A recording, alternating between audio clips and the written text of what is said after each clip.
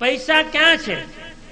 હું તમને દાખલા આપું ચાર, તમને તરત જ સમજાય જશે કે પૈસા ક્યાં વધુ છે.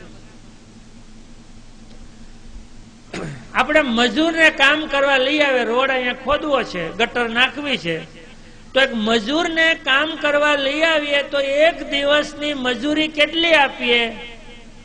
એવરેજ 200 રૂપિયા. આખો દિવસ તડકામાં પરસેવો પાડે, એનો પરિવારના બાળકો તડકામાં શેકાતા હોય ત્યારે એને 200 મળ્યા. ઉદાહરણ યાદ રાખજો, પરસેવો જાત ઘસવાથી એક દિવસના 200 રૂપિયા મળે.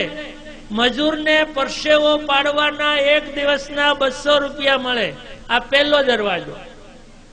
બીજો દરવાજો, કોલેજમાં પ્રોફેસર હોય ને, આમ દાખલ થાય ને પહેલા વહેલા તો ઓછામાં ઓછો 50,000 પગાર હોય. મહિનાના કેટલા દિવસ કામ કરવાનું? કે 25 દિવસ.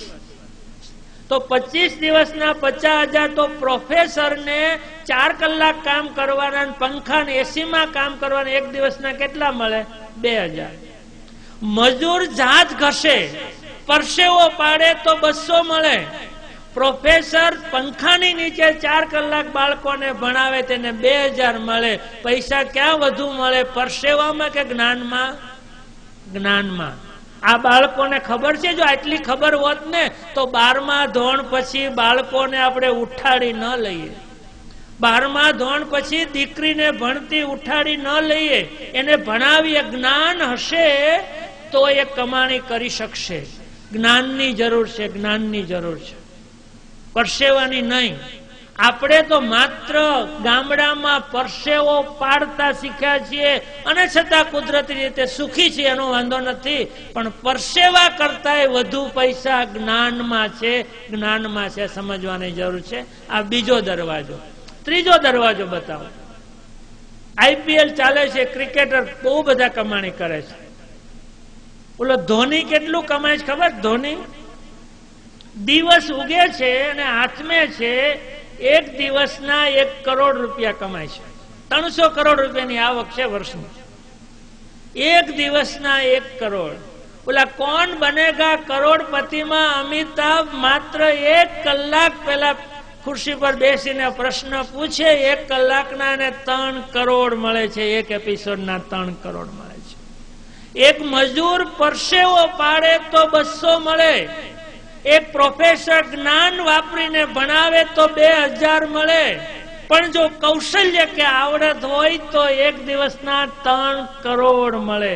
પૈસા ક્યાં વધારે છે? કૌશલ્યમાં છે, કૌશલ્યમાં છે. આપણા સંતાનોને કૌશલ્ય, હુનર શીખવાડો, હુનર શીખવાડો. આપણે બાળકોને આ જ્ઞાન આપવાની જરૂર છે. અને જે માં પોતાના બાળકોને આવા વિચારોની સ્પષ્ટતા કરી શકે, એના બાળકો કૃષ્ણ ભગવાન જેવા થઈ શકે, બાકી કાંઈ ન થઈ શકે. આ સમજવાની છે. અમારે સુરતમાં જનતા એપાર્ટમેન્ટ ઘણા બેઠા છે. જનતા એપાર્ટમેન્ટમાં દાદા એક બેન રહે છે, એ બ્યુટી પાર્લર નું કામ કરે છે. બ્યુટી પાર્લર નું કેટલું કમાતા છે ખબર? વર્ષે 1 કરોડ રૂપિયાની બેનને આવક છે. 1 કરોડ રૂપિયાની આવક છે. જનતા એપાર્ટમેન્ટ. સામાન્ય દીકરી છે, ભણેલી, 7 ધોરણ નહીં હોય. ગયા વર્ષે બેનને પૂછેલું મેં, બેન તમે એક કન્યાને લગ્નમાં તૈયાર કરો તો કેટલા લો છો? તો કે 25 થી 30,000 રૂપિયા એક કન્યાને તૈયાર કરવાના બ્યુટી પાર્લરના લે છે. 25 થી 30,000.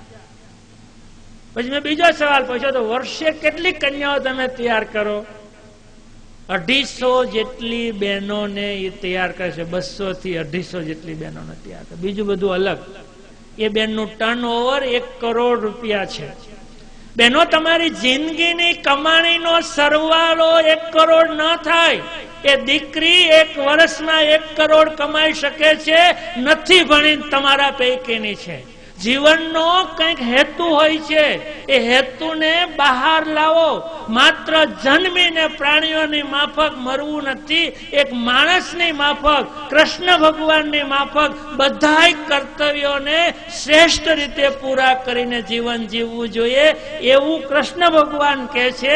અને એટલે કૃષ્ણ ભગવાનની કથાના માધ્યમથી આ સતાસ્યા પરિવાર તમારા સુધી આ વિચાર મૂકે છે. આ ત્રીજો દરવાજો એક કૌશલ્ય, હમણાં ચોથો દરવાજો ખુલ્લો છે, એમાં જવું હોય તો દીકરાઓને તૈયાર કરજો. ચોથો અહીંયા કથા હાલે છે તો મારા ફોટા હોત પડી ગયા, મારા ઘરે પહોંચી હોત ગયા છે. વોટ્સઅપ બહેનોને ખબર છે, વોટ્સઅપમાં કઈ નું ક્યાંય પૂગી જાય. 2 મહિના પહેલા વોટ્સઅપ નાનકડી કંપની છે, આ વોટ્સઅપ જેને શરૂ કર્યું એ $19 અબજ માં વેચાણી છે. આમાં જે વોટ્સઅપ આવે છે સોફ્ટવેર, એની કંપની થોડા દિવસ પહેલા $19 અબજ માં ખરીદાણી છે. બેનો કહે છે $19 અબજ એટલે કેટલા નથી ખબર પડતી, એનું ઉદાહરણ આપું તમને. ભારતમાં સૌથી વધુ પૈસાદાર માણસ મુકેશ અંબાણી, રિલાયન્સ, એની સંપત્તિ $18 અબજ છે. આ વોટ્સઅપ $19 અબજ માં વેચાણું છે. એક આઈડિયા કેટલું કમાવી શકે. હવે તમને ખબર પડવી જોઈએ કે પૈસા ક્યાં છે. પરસેવામાં છે, જ્ઞાનમાં છે, કૌશલ્યમાં છે, એકાદા આઈડિયામાં છે.